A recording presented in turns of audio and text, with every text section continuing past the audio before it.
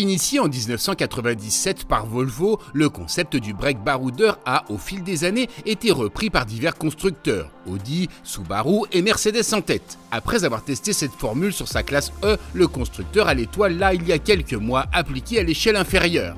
La classe C all-terrain est donc un break dont la garde au sol a été augmentée de 4 cm, la carrosserie affublée de nombreuses protections en plastique brut et les boucliers complétés de pseudo-skis de protection couleur aluminium. Des modifications facturées 1 650 €, ce qui semble plutôt raisonnable connaissant la politique tarifaire de la marque. Dans l'habitacle, peu de modifications par rapport au break standard. On retrouve un espace habitable assez mesuré compte tenu du gabarit de l'auto et une malle ne permettant d'embarquer que 490 litres de bagages, sauf à rabattre la banquette, auquel cas le volume maximal passe à 1510 litres. Sur le plan technique, la transmission intégrale 4matic est imposée et seules 2 motorisations sont disponibles, le 200 essence de 204 chevaux et le 220D, objet de notre essai, qui en développe 200 chevaux. Dans les deux cas, le dispositif d'hybridation permet de compter durant quelques secondes sur 20 canassons supplémentaires. De tous les moteurs construits par Mercedes, ce 2 litres diesel n'est assurément pas le plus réussi. Bruyant et vibrant, il se montre en revanche franc et souple lors des accélérations. A contrario, lors des décélérations, c'est la boîte qui joue moins le jeu. Les rétrogradages sont généralement accompagnés de légers à-coups. Pour compléter le tableau, le dosage de la pression sur la pédale n'a rien d'évident. Un léger appui ne semble pas avoir d'autre fonction que celle d'allumer les feux de stop et, si l'on appuie sur cette dernière, la classe C all-terrain se met à piler.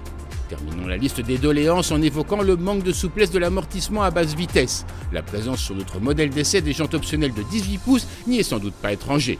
Heureusement, la classe C all-terrain, c'est aussi une longue liste de qualités. Sur voie rapide, ses suspensions frôlent la perfection et le maintien des sièges se montre impeccable, quel que soit l'itinéraire emprunté.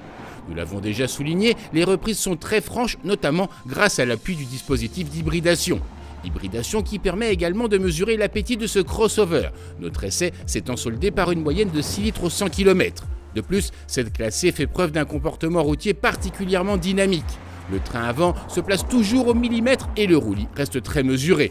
Les technophiles auront également les yeux qui brilleront à la lecture de la liste des équipements disponibles. Projecteur matriciel, système de navigation connecté avec affichage de vue satellite, siège avant et colonne de direction réglable électriquement.